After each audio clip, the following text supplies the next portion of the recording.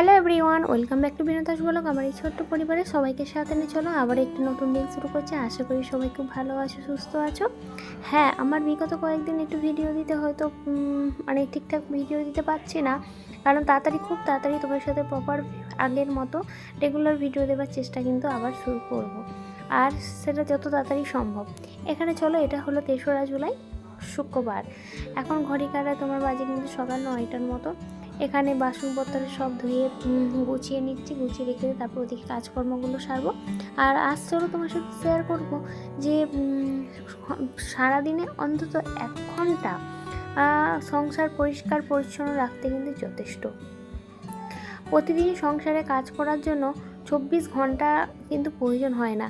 সারাদিনে 1 ঘন্টা যদি আমরা যে কাজগুলো বাড়ির যদি করবো সেগুলো ঠিক করে গুছিয়ে যদি একটার পর একটা যদি গুছিয়ে কাজগুলো করি না, তাহলে দেখবে কাজটা অনেকটা সুবিধে হয়। আর তার পাশাপাশি সময় বাঁচাতে এখনকার দিনে কে না চায়, কারণ সংসারের সমস্ত কাজ করার পরেও যদি একটু সময় বেঁচে যায় সেটা আমাদেরই ভালো।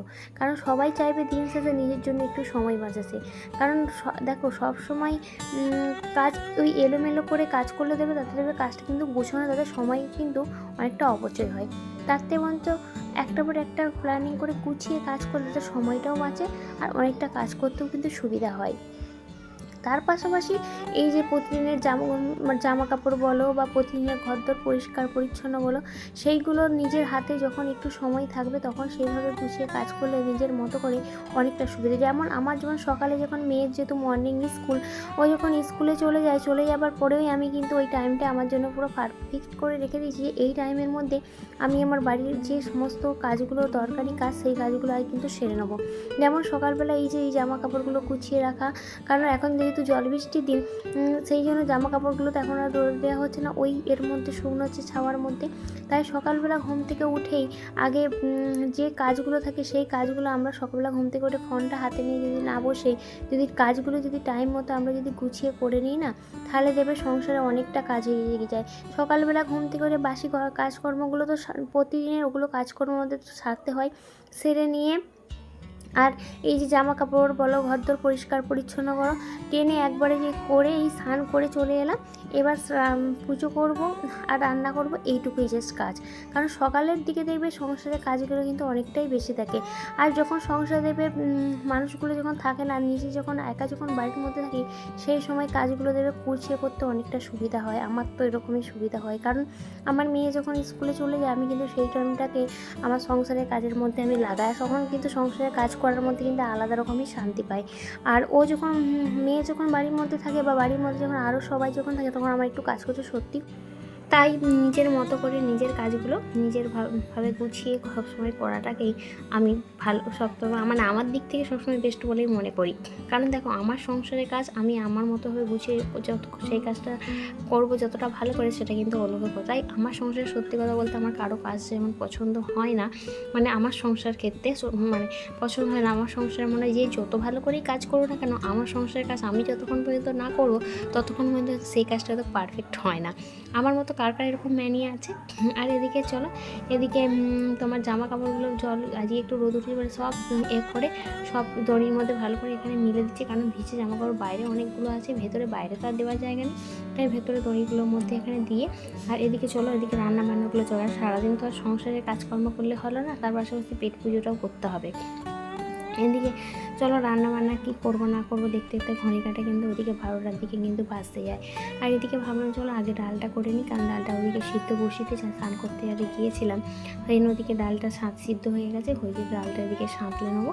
আর মসুরের ডালগুলো কি হালকা পাতলা না, একটু পেঁয়াজ দিয়ে খেতেই কিন্তু বেশ ভালো লাগে। অনেক সময় ঘন ভালো লাগে, কিন্তু অনেক সময় বেশ দেবে ঘন খেতে খাওয়ার থেকে পাতলাটা বেশি কিন্তু ভালো লাগে। আবার কিছু কিছু সময় দেবে একরকম খেতে খেতে মুখটা যখন একঘেয়ে হয়, তখন একটু টক দিয়ে বেশ ডাল করলে সেটাও কিন্তু বেশ মন্দ লাগে না। এদিকে চলো ডালটা করে নেবো। ডালটা করে না তোমাদের কাছে কিন্তু প্রত্যেকবারের মতন ছোট্ট রিকোয়েস্ট, নতুন পুরাতন যে সমস্ত বন্ধুরা আমার এই চ্যানেলে আছো, তোমাদের যদি আমার ভিডিও ভালো লাগে প্লিজ তোমরা চ্যানেলটাকে সাবস্ক্রাইব করে লাইক করে পাশে থেকো, এবং কে কোথা দেখছো এবং কেমন লাগলো সেটাও কিন্তু অবশ্যই জানিও। এদিকে কথা বলতে বলতে চলো, ওদিকে ডালটা হয়ে গেছে, তার সঙ্গে একটু করো উচ্ছে আলু ভাজা, যেটা পেঁয়াজ দিয়ে। আর এখানে সেই জন্য ডালটা নামিয়ে ওই কোড়াতেই করে নেবো। আর এখন যেহেতু বর্ষাকালের মধ্যে কী বলতো একটু তিতো এগুলো খাওয়াটা কিন্তু দরকার, কারণ এই সময় বিশেষ করে বাচ্চাদের কিন্তু একটু কিমির ধাত হয়। আর এই সময় ওরা তো আর তিতো সেরকমভাবে খায় না। এই উচ্ছে আলু একটু ভাজা করলে বা উচ্ছে আলু একটু ভাতে দিলে মাখিয়ে আমার মেয়েকে আমি এরকম করেই তিতোটা খাওয়াই। কারণ ও কালমেঘ পাতা দেখেছি খেতে পারে না, সবাই তো সব জিনিসটা সহ্য করতে পারে না, যেমন খেতেও পারে না। ওই জিনিসটা কালমেঘ পাতা আমি আমার মেয়েকে অনেক করে খাওয়ানোর চেষ্টা করেছি, কিন্তু ও যতবার খেয়েছে ততবার খাওয়ার থেকে ওর কষ্টটা বেশি হয়। আর কোনো মা চাইবে না যে তার সন্তানের কষ্ট হোক। সেই জন্য এখানে কী করে আমি ওই উচ্ছে আলু ভাজা বা উচ্ছে আলু ভাতে এরকম করে ওর তিতোটা কিন্তু খাওয়ানোর চেষ্টা করি সবসময়। আর তাতে কী বলতে একটু আলুটাও দিয়ে দিলাম। আর আলু বাচ্চারা দেখবে কম বেশি আলু ভাজা কিন্তু খেতেও কিন্তু পছন্দ করে, তাই আলুটা দিলে উচ্ছ্বাস সাথে আলু থাকলে তবু যতটুকু পারছে যাচ্ছে শরীরে সেটাই অনেক, তাই না? জোর জবরদস্তি খাওয়ানোর থেকে বাচ্চারা হাতে করে নিজের মতো করে যতটা খেয়ে তৃপ্তি পাবে, তাতে জোরজবস্তি করে খাওয়ানোর মধ্যে কিন্তু সেই স্বাদটা কিন্তু থাকে না। এদিকে করে আর এদিকে ভোলা মাছ নিয়ে এসছে। আর এই যে ভোলা মাছগুলো না বেশ গোটা গোটা ছিল, আর আমার তো এই লাল ভোলা মাছ একদম গোটা গোটা শুকনো শুকনো করে ঝাল করতে কিন্তু দারুণ লাগে আদা রসুন দিয়ে। আর এই ভোলা মাছ নিয়ে এলেই আমি কিন্তু সত্যি কথা বলতে বেশিরভাগ টাইম কিন্তু একদম শুকনো শুকনো করে গোটা গোটা এই যে মাছের ঝালটা কিন্তু করি, আর যেটা খেতে কিন্তু আমাদের বাড়িতে সবাই পছন্দ করে। দেখি ভোলা মাছগুলোকে পুরো মুচমুচে করে ভেজে নিয়েছি। আর ভোলা মাছগুলো ভাজার সময় এত সুন্দর গন্ধ ছাড়ছিল যে কী বলবো। একদিকে বৃষ্টি হচ্ছে আর একদিকে ভোলা মাছগুলো ভাজছি, দারুণ লাগছিল কিন্তু গন্ধটা। আর এদিকে চলো ভোলা মাছগুলো ভেজে নিচ্ছি, এদিকে তার সঙ্গে তোমার পেঁয়াজ আদা রসুন হলুদ লঙ্কা গুঁড়ো কাশ্মীরি লঙ্কা গুঁড়ো এইসব দিয়ে মাছের ঝালটা করেছি করে। আর যখন ফুটে গেছে ফুটিয়ে দিয়ে এই মাছগুলো দিয়ে বা ফুটিয়ে একদম নামিয়ে নিলে আমার আজকে রান্নাবান্না শুরু সেই সকাল তোমার 6টার দিকে